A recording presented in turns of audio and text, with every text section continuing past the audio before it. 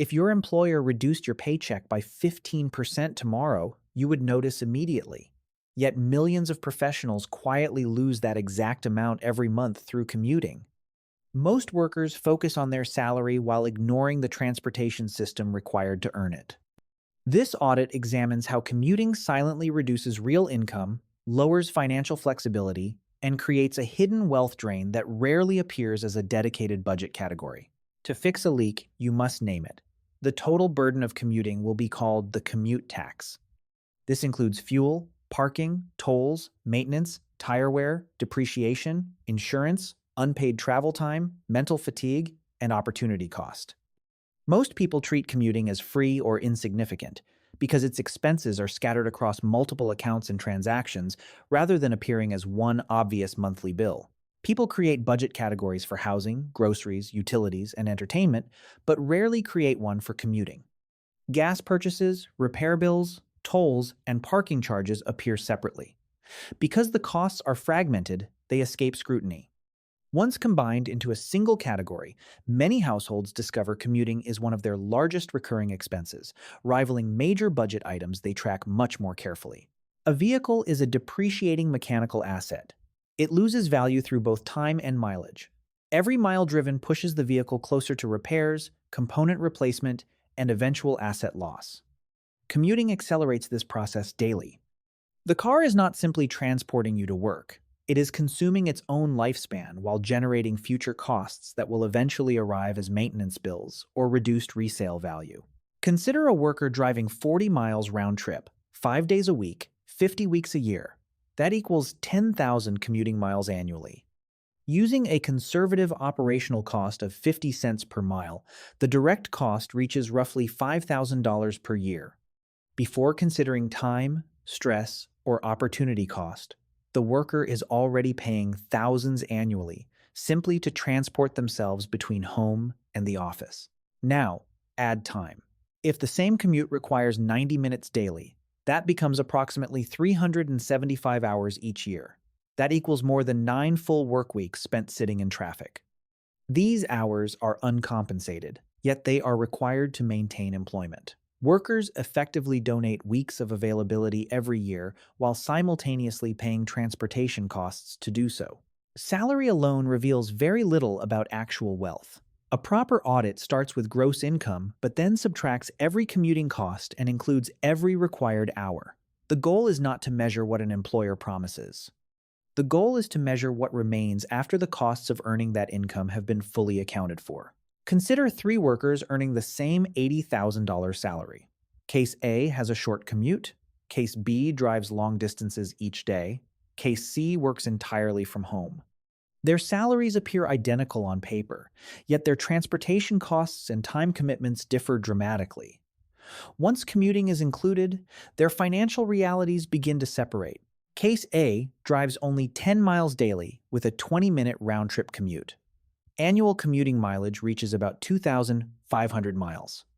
Transportation costs total roughly $1,000 annually, while travel time consumes approximately 83 hours per year. The commute exists, but its burden remains relatively limited compared to more extreme cases. Case B travels 60 miles daily and spends roughly 110 minutes commuting each workday. Annual mileage reaches 15,000 miles. Vehicle wear, depreciation, maintenance, and fuel rise to around $6,000 per year. Traffic consumes approximately 458 hours annually, dramatically increasing the true cost of employment. Case C works from home. There is no commuting mileage, no fuel expense, no parking cost, and no travel time. While salary remains identical to the other 2 workers, every dollar earned remains available, and every work-related hour is compensated directly through employment rather than transportation. After adjusting for costs and hours, the numbers change dramatically. Case A earns an effective wage of about $37.92 per hour. Case B falls to roughly $30.10 per hour. Case C maintains the full $40 per hour. Identical salaries produce completely different outcomes once commuting is included in the calculation. Case B signed an $80,000 contract, but lives on an effective income closer to $74,000. Their time is also worth significantly less per hour than the remote worker. Most job seekers compare salary offers only at the top line. Very few compare the amount remaining after transportation drains are deducted. The first illusion is treating a vehicle as a fixed monthly cost. People assume commuting is nearly free because the loan payment and insurance exist regardless of usage. The reality is different. Every mile consumes mechanical life and reduces future resale value. A vehicle should be evaluated by cost per mile, not cost per month. The second illusion is focusing only on fuel costs. Gasoline is visible, but tire wear, brake degradation, maintenance cycles, and depreciation remain hidden. Many drivers underestimate their real transportation expenses because they only notice fuel receipts. A useful rule is multiplying fuel spending by 3 to approximate total operating costs. The third illusion involves housing decisions. Many people move farther away to secure cheaper rent or mortgages. They celebrate lower housing costs while ignoring the transportation system required to connect home and work. What appears cheaper often becomes more expensive once commuting expenses are included in the calculation. The correct approach is to combine housing costs and commuting costs before comparing locations. A property with lower rent may require higher fuel, toll, maintenance, and parking expenses. Total lifestyle cost matters more than real estate cost alone. Geographic decisions should be evaluated as complete financial systems rather than isolated purchases. The largest commuting expense often never appears on a bank statement. Time spent in traffic permanently disappears from your schedule. Hours lost to commuting cannot be used for sleep, meal preparation, exercise, education, investing, or building additional income streams. The calendar absorbs losses that money cannot easily replace. Long commutes reduce sleep quality, increase dependence on convenience spending, limit exercise, and remove opportunities for professional advancement. Workers sacrifice the exact hours that could improve health, skills, investments, or side income. The true cost compounds because lost opportunities accumulate over years rather than appearing as immediate expenses. Consider two workers with identical jobs. One pays lower suburban rent but spends heavily on transportation. The other pays higher urban rent but enjoys minimal travel expenses. After combining housing and commuting costs, the urban worker actually spends less overall and gains dozens of additional personal hours each month.